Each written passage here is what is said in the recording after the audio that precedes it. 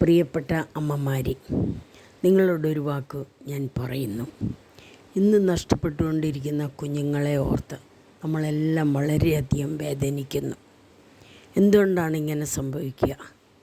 ഒരമ്മയെന്ന് പറഞ്ഞാൽ സഹനത്തിൻ്റെ, സ്നേഹത്തിൻ്റെ, ക്ഷമയുടെ നിറകുടമാണ് അമ്മ. ആ അമ്മയ്ക്ക് മാത്രമേ ഒരു കുഞ്ഞിനെ രക്ഷിക്കാൻ സാധിക്കുകയുള്ളൂ.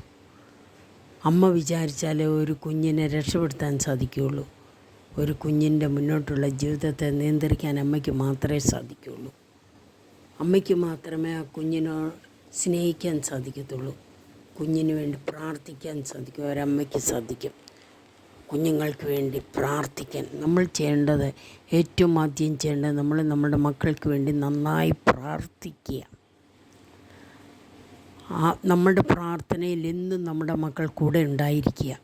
അവർക്ക് ഭക്ഷണത്തിനൊപ്പം നമ്മളവരെ ചേർത്ത് പിടിക്കുക, അവരെ സ്നേഹിക്കുക. ആദ്യം നമ്മളെ സ്നേഹിക്കുക. അപ്പോൾ ആ സ്നേഹം നമുക്ക് പകർന്നു കൊടുക്കാൻ സാധിക്കും.